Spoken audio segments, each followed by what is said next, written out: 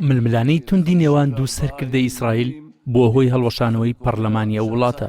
بۆ جاری چوارەم لە 2 ساڵدا وڵاتەکەیان ڕوبەڕووی هەڵبژاردننی پێشوەختە کردەوە. جارێکی تر لە مانگی ئازاری 2021 هاوڵاتیانی ئیسرائیل بۆ چوارەم جار لە ماوەی تەنها 2 ساڵدا ڕوو لە سندوقەکانی دەنگدان دەکەن. دوای ئەوەی هاوپەیمانی نێوان بنیامین ناتانیاهۆ سەرۆکی پارتی لیکود و بێنی گانتێز سەرۆکی پارتی شین و سپی هەڵوەشایەوە بەهۆی ڕێگنەکەوتنیان لەسەر بودجەی 2020 و 2021. هەڵوەشانەوەی پەرلەمان دوای ئەوە دێت هیچ یەکێک لە پارتەکان نەیانتوانی لە وادەی دیاریکراوی خۆیدا پرۆژە یاسای بودجە پێشکەش بکەن. تەنانەت هاوپەیمانێتیەکە پێشنیازێکی پێشکەش کرد بۆ پێدانی کاتی زیاتر بە حکوومەت تا ڕێک بکەون لەسەر بودجە. بەڵام پەرلەمان ئەوەشی ڕەت کردەوە. ئەمەش ڕاستەوخۆ پەرلەمانی ناچار بە هەڵوەشانەوە کرد. گانتێز و ناتانیاهۆ کە ڕکابەری سەرسەختی یەکترن لە نیسانی ئەم ساڵدا و دوای هەڵبژاردن لە 2 ئازاری 2020 هاوپەیمانێتیەکیان پێکهێنا.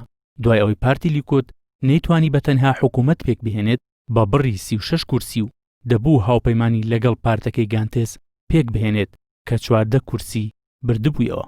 گانتێز پێشتر ڕایگەیاندبوو هەرگیز متمانی بە ناتانیاهۆ نییە، بەڵام باسی لەوە کرد نایەوێت ئیسرائیل ناچاری چوارەم هەڵبژاردن بکاتەوە، بە تایبەتی کاتێک کە ڤایرۆسی کۆرۆنا لە ئارادایە.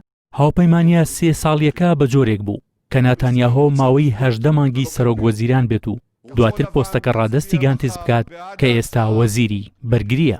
گانتێز داوای ئەوەی کردبوو حکوومەت پرۆژە یاسای 2020 و 2021 تێپەڕێنێت بە بیانووی ئەوەی ئیسرائیل و هاوپەیمانێتیەکەی پێویستیان بە سەقامگیریە. بەڵام ناتانیاهۆ ڕەتی کردەوە دەنگ بدات بە بودجەی 2021. هەندێک لە شارەزایانی سیاسەتی ئیسرائیل باس لەوە دەکەن ئەمە تەکتیک بووە لەلایەن ناتانیاهۆوە تا پۆستی سەرۆک وەزیران ڕادەستی گانتێز نەکات. هەردوو لە یەکتری تۆمەتبار دەکەن بە دروستکردنی قەیرانەکە و ناتانیاهۆ ڕایگەیان چەندین جار ناڕەزایەتیان دەربڕیوە دژی ئەنجامدانی هەڵبژاردن. بەڵام بێنی گانتێز لە پەیمانەکەی لەگەڵی پەشیمان بوویەوە. بێنی گانتێزیش ڕایگەیان وتەکانی سەرۆک وەزیران ڕاست نین و بەوە تۆمەتباری کرد کە هەڵبژاردننی ویستووە تا خۆی لە دادگاییکردنی لەسەر گەندەڵی بدزێتەوە. بڕیارە مانگی شوباتی 2021 ناتانیاهۆ چەند جارێک ئامادەی دادگا بێت لەسەر تۆمەتی بەرتیل، ساختەکاری، هەروەها شکاندنی متمانە.